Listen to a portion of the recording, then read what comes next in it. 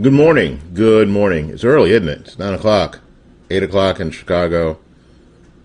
6 o'clock in Los Angeles. It's early. Yeah, I know. Get up. On a holiday. On a holiday day of all days. Of all days. Well, I'm working. I'm not.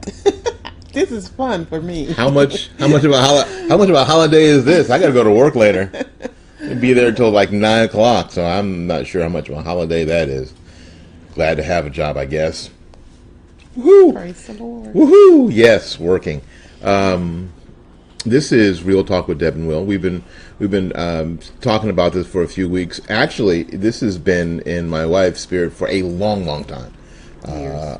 So this is the fruition of that. Finally, it's the perfect time. In December 2017, you probably saw the pictures on Facebook here and on my wife's Facebook page that we celebrated our 30th wedding anniversary with a renewal of our vows. And this was a perfect time to go ahead and launch this project finally, because you know what, you can wish for things, but you know what, but if you don't actually do them, then they'll sort of bind up in your spirit, and that's not how you want to do it. You actually want to get things done. Again, and if I could use whatever talents I have here on the live stream side to get what's in my wife's spirit out, that's good for me. Anyway. Yes. And actually how this started is that people that I work with in the community and so forth have Heathens, always all of them always ask me, and I say, well, I've been married 28 years, I've been married 29 years, and then finally this 30 year, and people say, well, how did you do it? And it's like it's flying. Yeah, I've actually learned to fly. Really, it's Ready? just year by year, you just do it, but with the help of the Lord. And we are godly people, and God placed it upon my heart that you need to help people who are struggling, or help people who have these questions and want to know, how did you make it through life? And it's a trial and error thing, people. Nobody's perfect. I mean, we've had our times, and even though most of the time I am right, we're not perfect. I'm not perfect.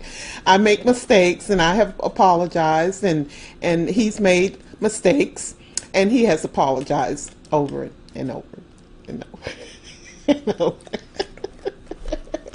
Because that's how it is. People who get their relationship advice from people like Oprah Winfrey, who's been shacking up with Stedman, and I think she killed what's his face, the singer. Luther Vandross. Did she kill Luther Vandross?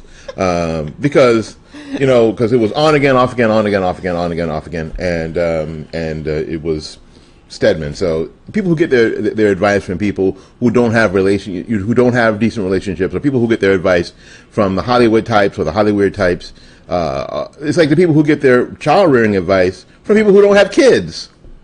Yes. You've never had a 4-year-old in your house, and you're going to tell me what to do with a 4-year-old? It's like asking somebody how to taking driving lessons from somebody who can't drive. It's dumb. Yes. So take it. You know what? Take advice. Whatever advice that we offer. Take it, leave it. You know what? Like my friend Ralph says. Eat the chicken, throw away the bone. But know that we are somebody who's been doing this continuously for 30 years. People who say they've been married 30 years, but not to the same person. You don't get like 5-6-year marriages and say, I've been married 30 years. That doesn't really count. Actually, that's actually less than 30 years. So it's important that you find the correct advice or the correct mentorship from people who have done it, people who know what they're doing. Have gone through it anyway. Not that we are, like my wife said, not that we're geniuses and we know exactly what we're doing. And everything we tell you, if you take it to heart, you're going to be married 30 years. Maybe. Maybe. If that's what you want. But definitely don't take advice from people who are not married to start with, who have never been married, who've never had decent relationships, who seem to be in and out of relationships all the time. And that's kind of what we're going to talk about today. we're going to talk about dating today, I think. Dating. Kind of at the beginning of the process where most people screw it up. Yes. And to be quite honestly, I screwed it up a couple of times because a lot of us don't have parents that could teach us how you are supposed to date, because we listen to the world, and you think the world has it right. You try this and try that and try this and go out with this person, or I'm going to try being a lesbian, or I'm going to try to be gay, right? Whatever, people are trying it to see if they are satisfied. And we have found, as we go through our spiritual walk with church, the people that are starting out, I feel that it's the right way. I mean, so my title today is, are you dating as a sport versus dating with a purpose? Do you want to get married, or is your purpose to ultimately find your life partner, or are you dating just to be dating? And dating as a sport usually doesn't work out too well. No, not at all. The idea is that those that date a sport become used up, become confused, become frustrated, and that's not leading to anything. Anytime you're involved in something that's not leading to anything, all the bad stuff comes with it. Like if you have a job and it's just sort of a no-end job, doesn't really do anything. You sort of go around in circles and doesn't really lead to anything else. You don't find it fulfilling. So there's no way that you can find dating fulfilling if it doesn't lead anywhere. Personally, I think my wife benefited from me because I never dated. I just never dated. I just never did. Not that I wasn't cute, because of course I was. Yes. And not that I wasn't funny and adorable and all that stuff, because I was. But I just didn't date. I tell people all the time, I had two relationships in my life, and I married the second one, and I could have probably done without the first one. I tell my students that all the time. So what people practice in dating is they practice breaking up. They practice getting it wrong. Often we talk about what the divorce rate in America is, and it's high. And I don't know if it's quite 50%, because that's what people say, but it's too high as it is. If you can develop a whole cottage industry of divorce lawyers, people who only do divorces, is probably too high. And it's because people have practiced breaking up. We let 11-year-olds have boyfriends and girlfriends, and that's not going anywhere. This is not Little House on the Prairie. We know that's not going anywhere. That's going to end up in somebody crying their eyes out one night. He doesn't like me anymore. He didn't like you to start with. But you know what? So it's crazy. So I don't know why parents put their children through that kind of nonsense, but they do, and they put themselves through that kind of nonsense, thinking that that's the way to do it. So we're going to look at this a little differently this morning. Maybe what some of the things that we're going to say over the next couple of weeks are things that run antithetical to what pop culture says you ought to do, what pop science says psychology says you ought to do, but we're just looking at what we've seen people go through and the hurt and the misery people have gone through, and we probably find that a lot of times they've all gone down the same path. Yes. So if that road has a big dog on it, and people who've been bit by that dog, if you let somebody else get bit by that same dog, you're an accomplice, and we're not going to be accomplice. Yes. We're not going to be an accomplice. We're not. You hear me, Oprah? Oh, I'm sorry. Sorry. Oprah alone. That's another show. Sorry. That's your show. That's my show. Where I talk bad about Oprah. That's all I'll do. I have a 24-hour show where we talk bad about Oprah.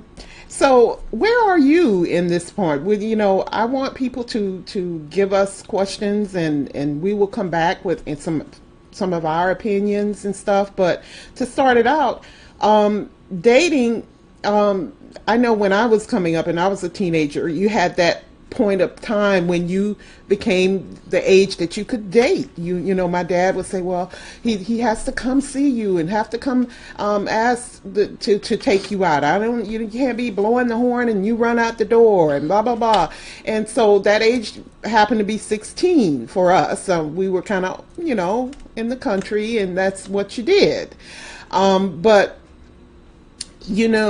I never really dated in high school, not a serious dating thing, but you had boyfriends, and you like him and he likes you and all this stuff. So I had my trials of heartbreak, just like everybody else does at a young age, because you think that's the one for you when you're 16 and and you're dating. You go to the prom and you go parking and all the things that teenagers do.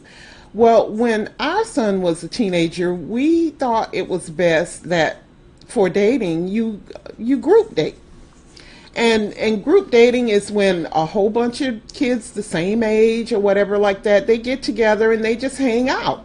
Because when you have like-minded people in situations like that, when you have like-minded people, you're more than likely to find somebody who is on the same path as you.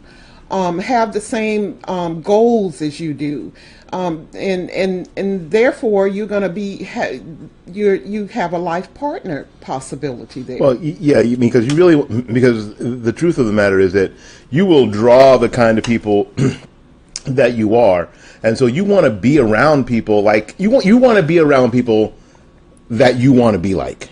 That's it. If you're around people that you're not sure where they are, where they're coming from on any level, spiritual level, or social level, you have to be really, really careful. But if you hang around people like you want to be, you'll be like them, and you will draw people just like you. So if you are a sniveling coward, and if you are somebody who likes to manipulate people, then you will find that person. You will find that person, and your life will be hell. So if you want to be around somebody who is godly, you want to be around someone who is going the same direction as you, then you want to make sure that you hang around those kind of people.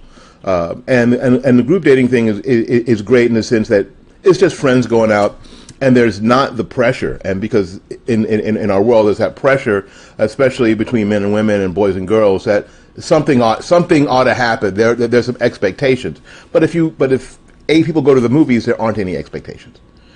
And that takes the pressure off of everybody, and then you can see who people really are. So that's a really good plan, and I know that a lot of people nowadays, or even back when I was in high school, I guess, like I said, I didn't date in high school, so I ain't know. You know the cool thing about not knowing? Didn't matter. Yes. It didn't matter because here's the deal. Scoreboard, 30 years, same person. Scoreboard, I win.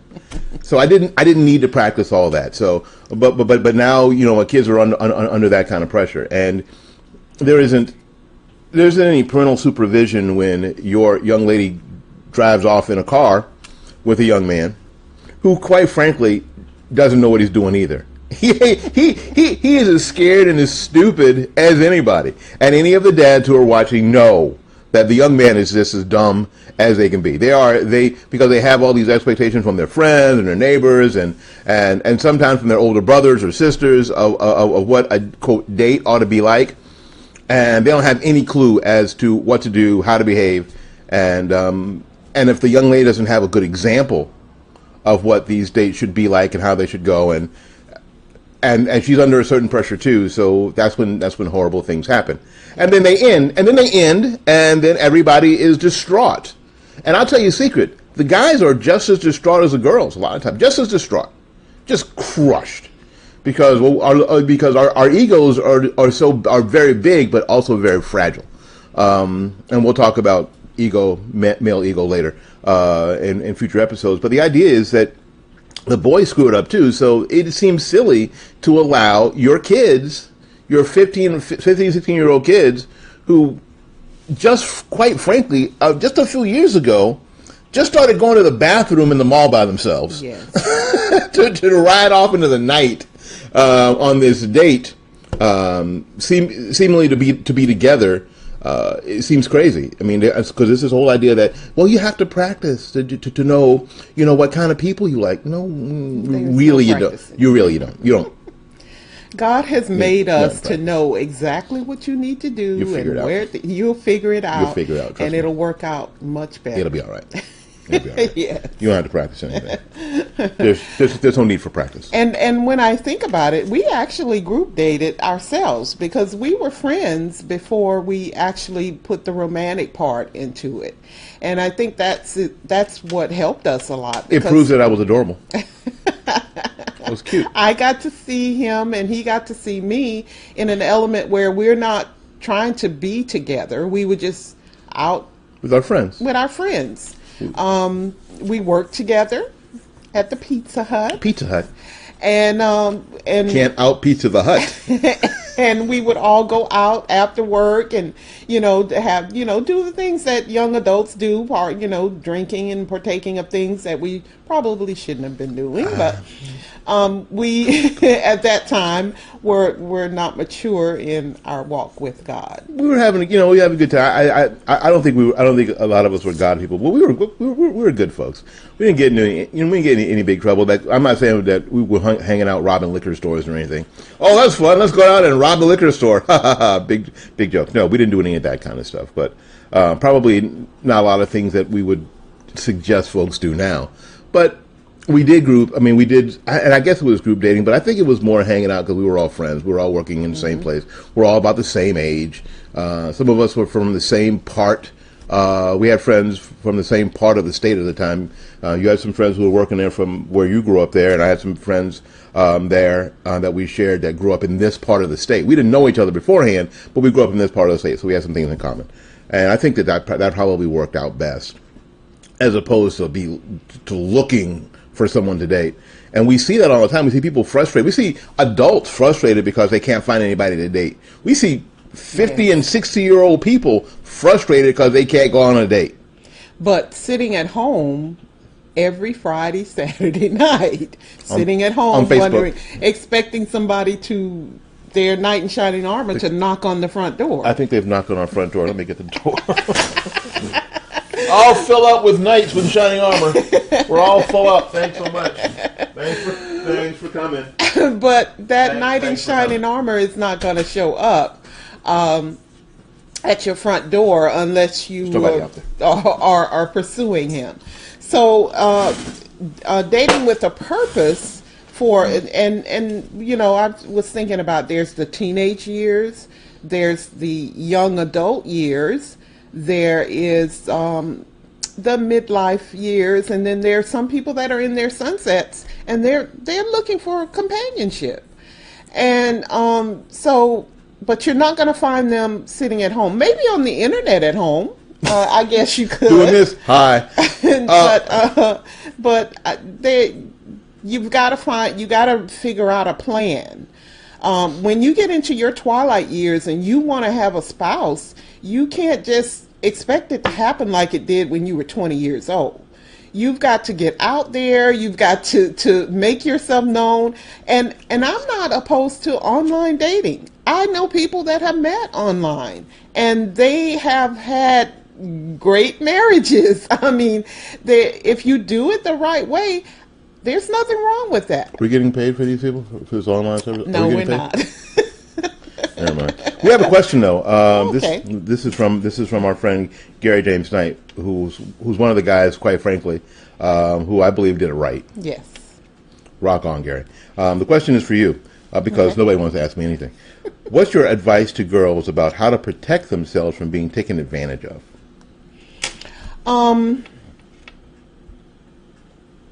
Well, first of all, if you have your father in your life, listen to your father. I was blessed enough to have my father treat me like a queen, treat me like a lady. Or if you have she grew up like an only child like me.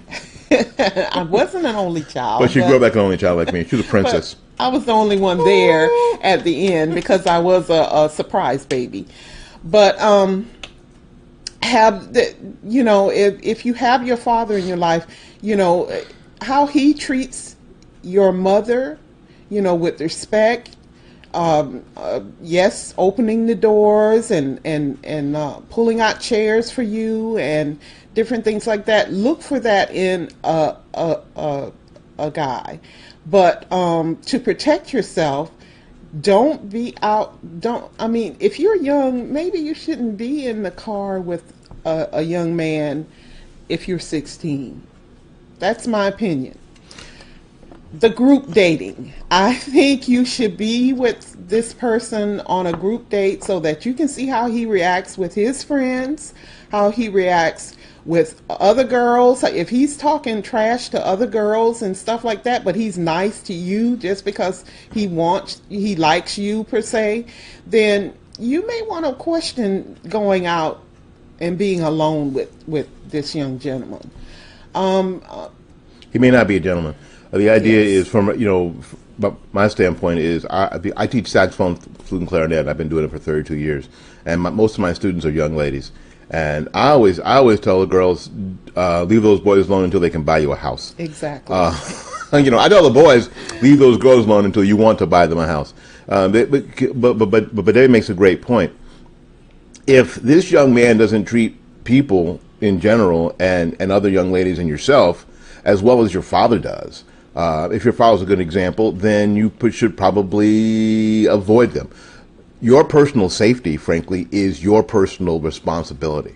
Do not put yourself in the compromising situations. You know what? Inside of us, everybody has something that ticks us a little bit, and that we go, I don't really feel good about that. Mm-hmm. If you don't, then follow that instinct. I think you posted something yesterday about follow your gut. If it seems like it's going to be something that you're not really comfortable with, then listen to that voice. And sometimes the peer pressure voice is a lot louder. I understand that, but most of the time, and that's the crazy part. Most of the time, we do know. You feel it in your gut. We can protect ourselves by our gut a lot of times. If it doesn't feel right, then don't do it. Don't push through that, because we can do that. We can push through that, but don't push through it.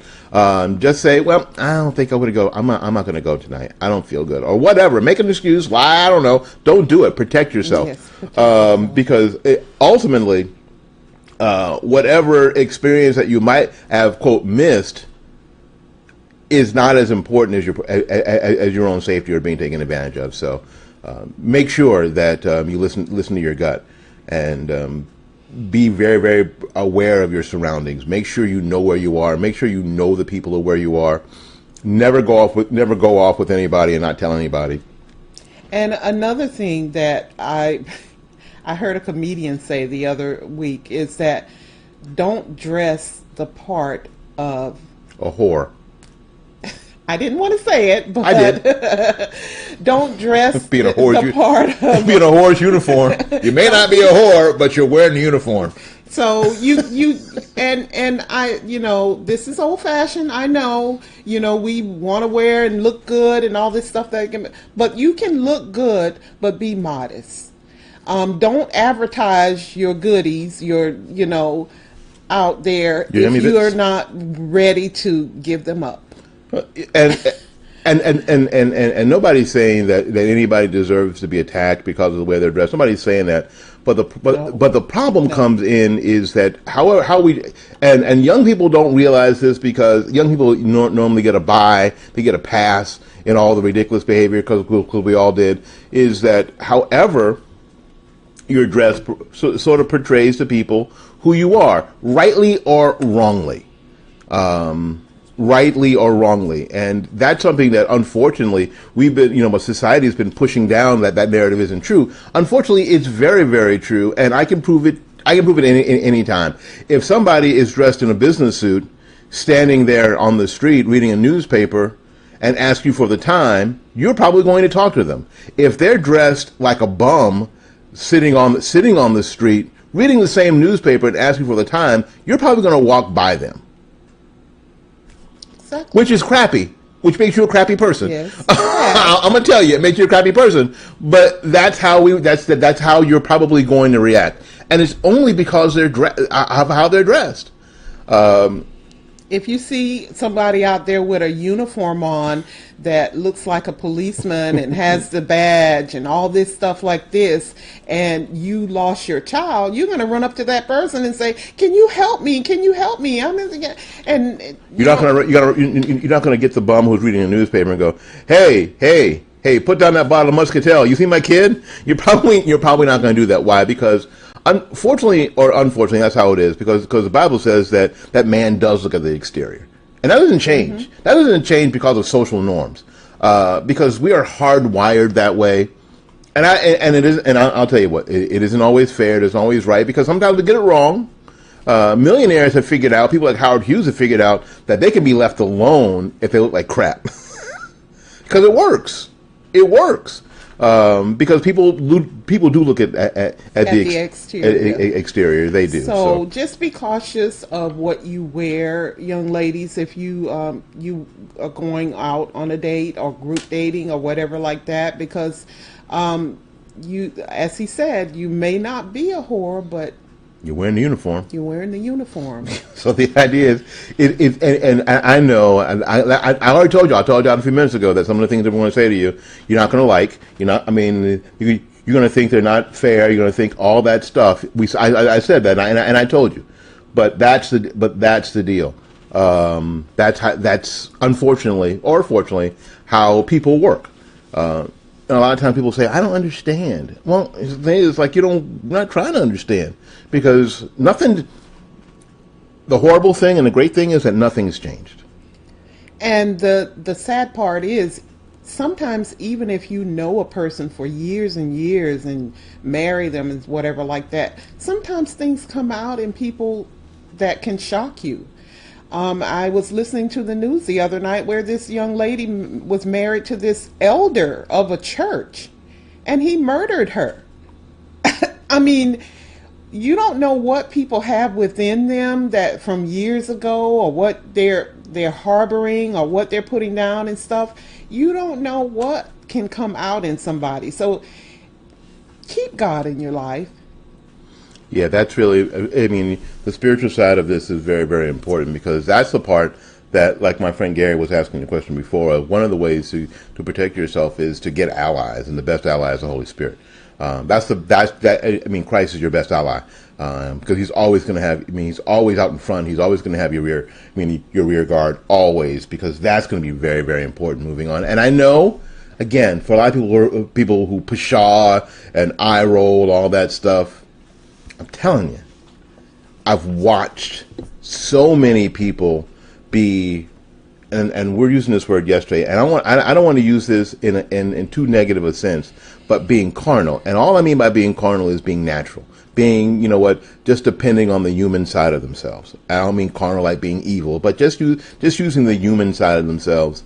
More than the spiritual. Well, because they don't have any, they may not have any, or think they don't have any spiritual side, but just using whatever human side or human resources they have. And we find out that a lot of times those human resources that we have, especially when you're 14, are lacking, are so much lacking.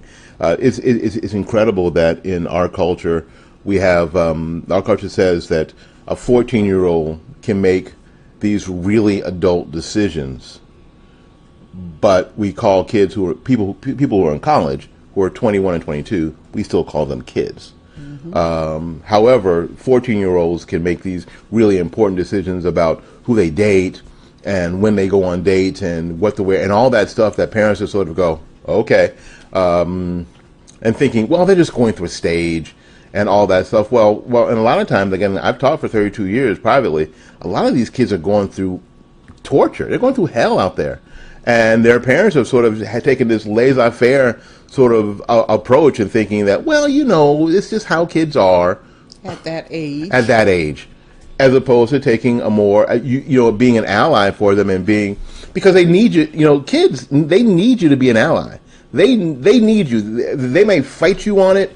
They may eye roll you and suck their tongue and all that stuff, but they need you desperately to be their ally in this whole, in this whole thing. And even if you seem like the mean parent, the mean mom, or the mean dad, it'll pay off in the long run. when we started work, I started working at Bloomingdale. Was talking to a parent there who I thought had two really good kids, and I asked them. This is before we even had Alex. How do they have such good kids? And the first thing he said to me was, first of all, don't let anybody else raise your kids. Be the mean dad. Don't let anybody else raise your kids. And I took that as don't let media, and we see a lot of media because we see all the celebrities all hugged up on each other at 13 and 14 because their agents push them together because it's cute and it makes great magazine covers. Don't let anybody else raise your kids. Don't be afraid to be the mean dad. And he said this, and it struck thunder in my spirit. He said, because here's the deal.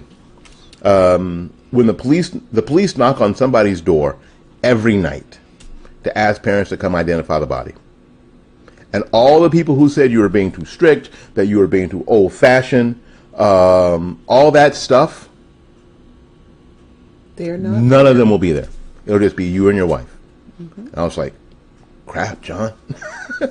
I didn't think that was that. I didn't think we were getting that heavy. But it's true. But you know what? As I got older, and you know, when our son got older, I found out that that's the truth. And I started working in school systems, finding out that kids die. So it was really so I think that's really important that parents enter all of that and maybe enter that a little bit more heavy-handedly than society or pop culture says to. Because after all, they are your kids. After all, they're not somebody else's kids. I don't care what Melissa Harvey or whoever it was on MSNBC says. These are your children. These are not society's children. These are your children that you're putting in cars or you're sending off somewhere out into the dark somewhere with some boy or with basically somebody you don't know. So these are your children. And unless we take control of that, then whatever happens to them kind of becomes your fault. We've got some folks here that I know. Hey, Sarah Lynn Voss, and Annie Caroline Conley. And Annie is a great advice because her mom, she was a kid who's at Music Showcase, and I've known her since she was a little girl. Her mom is the real deal. Her mom didn't put up with any crap at all. None, zero. And it's worked out. And she's had a great support system, and it's worked out for her. She just graduated from the University of Tampa. Go T.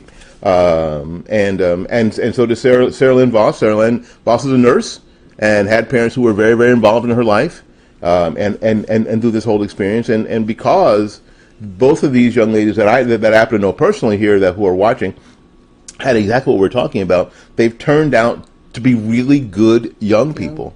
Young adults who have their heads turned, screwed on straight. So that's really the deal. Parents, stay involved in your kids' lives. Don't just send them off.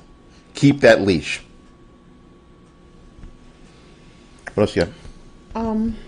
Well, we went over teen dating. We did. And the young adult years, that's when you can kind of go, what I want to say. I don't know. Out on your own, kind of. Maybe it depends on the maturity of how these people, because sometimes people, especially young men, don't mature as fast as ladies.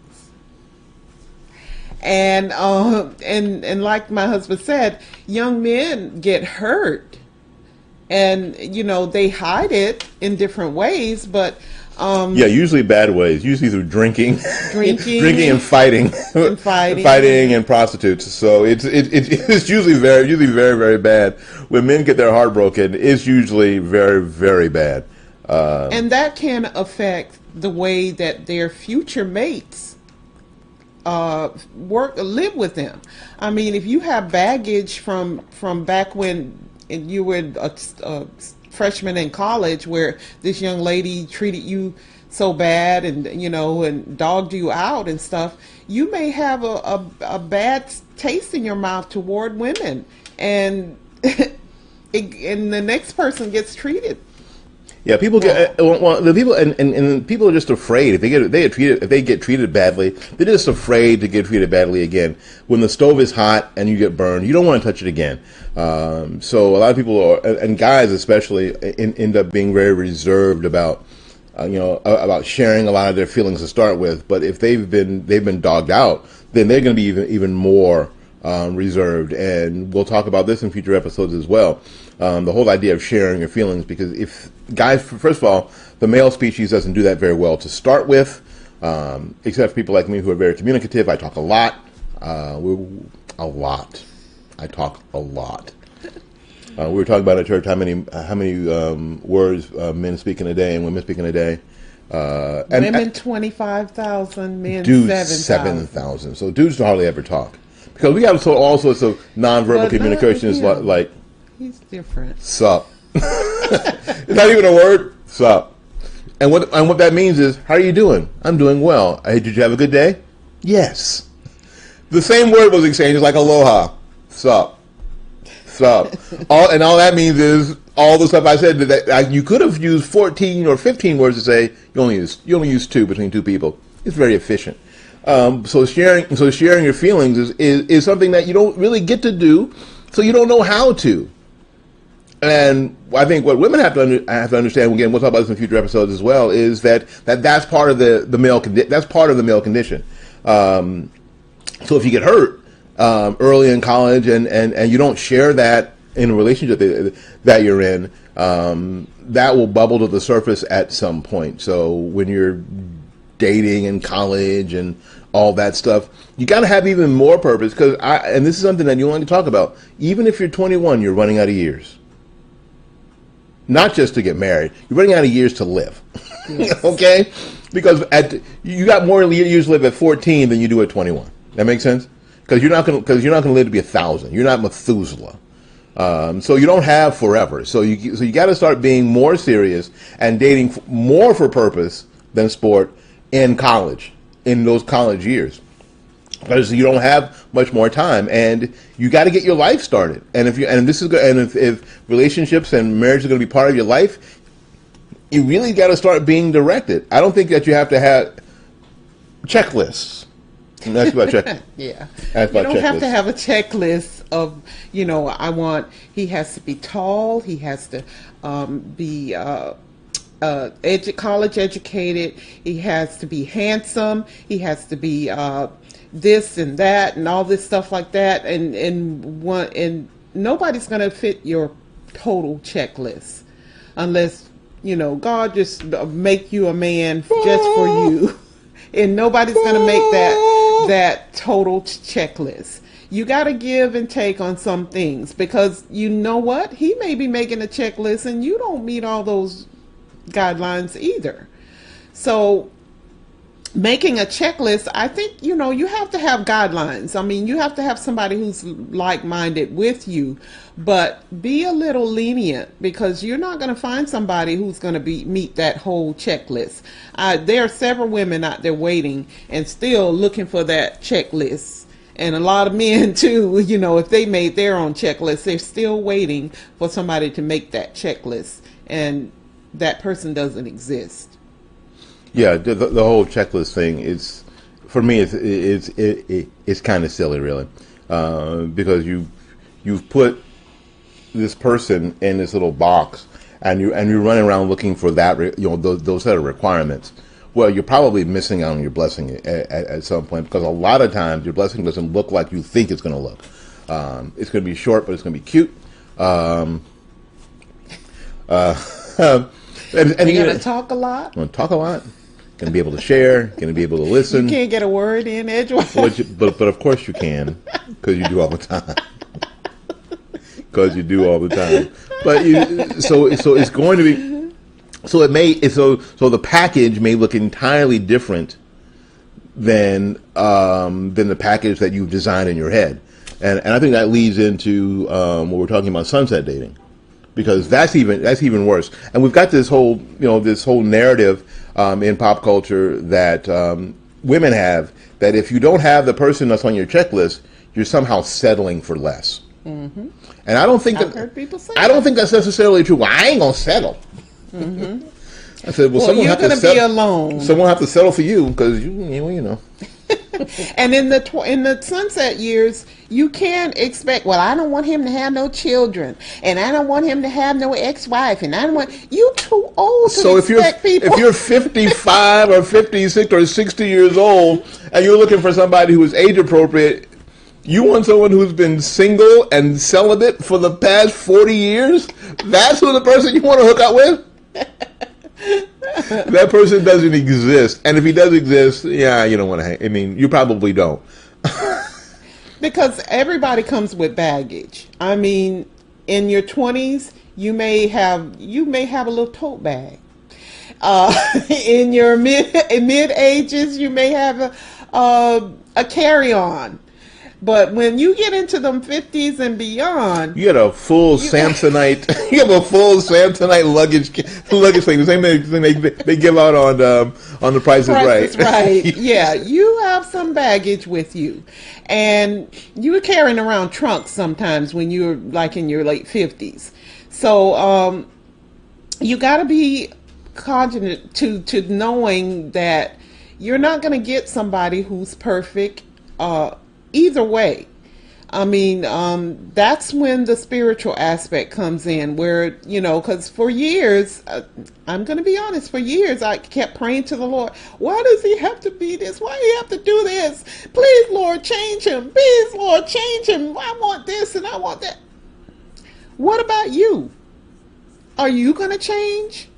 That's what the Lord told me. You need to change. You change your aspect and your ways, and then those other things will work out for themselves. Trust God in those issues. So don't thinking that baggage is not going to come. It's kind of... Anybody who's lived at all has baggage. And you know what? And baggage is such a negative term. It's just life. Wherever you are, you bring your life with you. You bring all your past successes. You bring all your past failures. You bring all the people who've been in your life in the past. You bring them with you. Wherever you are, there is what we call baggage, and baggage, of course, is a bad term, but it's just your life. You bring your life with you. Like Mercer says, wherever you go, there you are, and all the things that are you are there. So there's no perfect anything, because you're there, and if you're not perfect, then the situation the situation's not perfect, and to have this expectation that there's going to be that you're going to find the quote perfect person. First of all, that perfect person died on a cross 2018 years ago plus that. So that person doesn't even exist. So I think when people started getting those lists, especially in the sunset years, I think they're just lying. I don't think they really are interested. They don't really want someone. And they think they're supposed to, because everybody, questions, well, how long you've been single for a while, and blah, blah, blah, and people ask you all the things like that. It's peer pressure, yes, isn't it? It's peer pressure in the twilight years. And it's okay if you don't want to be with anybody. Don't feel like you have to be with someone, even if you're a young person and you don't feel like you want to be married or have a companion and all this stuff. Like, it's not a necessary thing. Jesus didn't have anybody. Nope.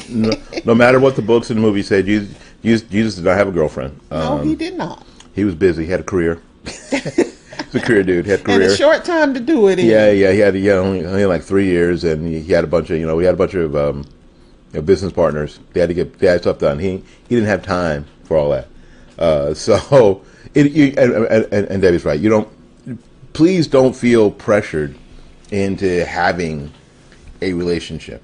And I know when you start to be in your 20s, all your friends get married off, and you're like, "What's wrong with me?" Mm-hmm. And it's like anything else. Then you start to press. Then you start to force things to happen. You start to ignore your gut on certain things, and that's when a lot of people end up in marriages that last for a year and a half, and you end up in debt that lasts for 25 years because you spent $75,000 on that marriage, and before you get the first set of bills, you're already thinking, how the hell do I get out of this? Mm-hmm. Because you pressed. Everybody, you went to 4 or 5 other weddings. If you're a guy, you wore the suit and the shoes that don't fit. If you're a girl, you wore the ugly bridesmaid dresses you might have worn 4 or 5 times, and you start to worry about yourself. Don't.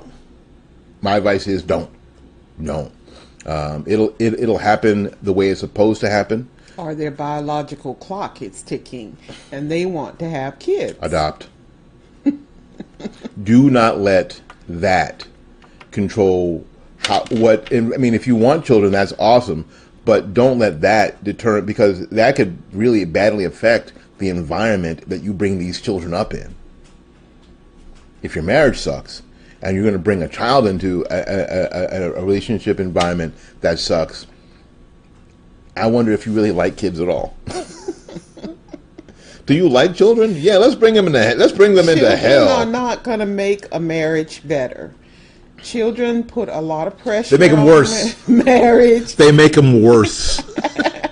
Worse, because children are a pain in the ass. It makes nice. Children are a blessing.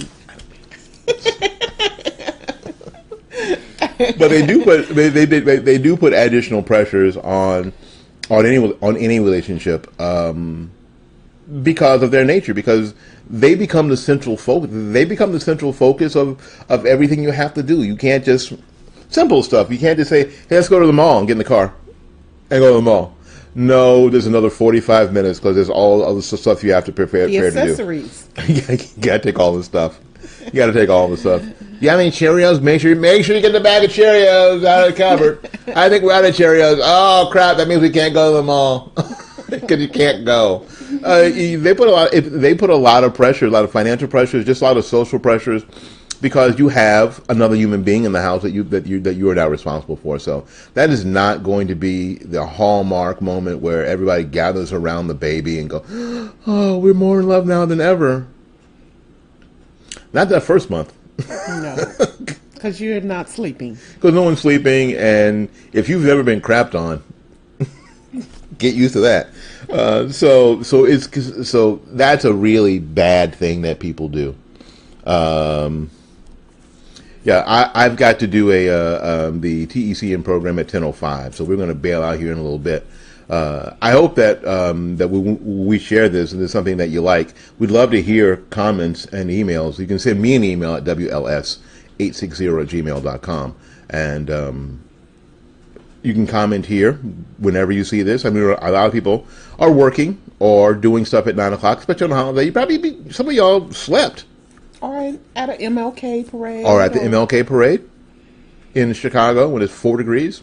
Yes, parades. But so you might have to see this later. And I will be posting this on my Facebook page. Yep. And once we get more organized and everything, we are going to set up a YouTube channel. Organized? Well. Yes, organized. I'm an organized person. Planner. I'm not a planner. And can we go? Let's do it now. Let's go now. I hope that this was something that is going to help people. And if you have further questions, feel free to hit us up on Facebook for right now. And like I said, we're gonna set up a YouTube channel. That's been my heart to share this in as many avenues as we can. And I feel like we go through life challenges and things in life so that we can help the next person. Like you said, with the harassment and all that stuff that's going on, a lot of those women, if they had have come out earlier, they could have saved so many other women from going through what they went through. How many people have we not heard of that went through, that had their dreams crushed and their lives ruined that we've never heard of? Mm-hmm. Because some of the people that we've heard of didn't say anything, didn't take the shot, didn't take the chance. So there are so many other people who could have been, who were probably damaged by these people in ways that we'll never know about. So if you've got information, if you think you can help. I've learned a long time ago that life is not just about you. You're here for a reason. And if my purpose is to be able to, if I can help other people make it through this life easier, make it through their marriage, and their dating and their whatever life purposes that you have going on right now, even financially and different things. I work in the finance industry. If I can help people in any kind of way, that's what I want to do. It's not all about Debbie and Will anymore. It's about others and meeting that purpose out in life. Yeah, just do what I tell you, you'll be okay. What? That's 32 years teaching kids. You go, just do what I tell you. Promise you. Promise. But no, in all seriousness, if we could use our 30 plus years of experience in relationships with each other, to offer anybody a helping hand or any small explanation of why something may be happening, or something to look forward to. So when it does happen, you go, oh. Yeah, I've seen that before. I heard that this might be a situation that you can get through another day, and that you can be better on the other side. We're happy to do it. We are thrilled to do it because apparently this is what we're supposed to be doing. You know how I know that? Because we're doing it. We're not planning to do it anymore. No. We're actually doing it. And I am not a very outgoing person. And I've gotten better in my later years. Thanks to me. I have always been a very timid, very quiet, private. I like to keep things private, even from my family sometimes. I'm a private person. And that has got to stop. It's time to... I think it just did. Yes. Congratulations. So something I've been asking for 30 plus years, but here this is the new Debbie of 2018. All right. And it's time to change. Listen, we got to get out of here and make room for somebody else. So until we see you again, go out there and learn something, love somebody, and for goodness sakes, y'all take care of yourself. We'll see you when we see you. Peace. Bye.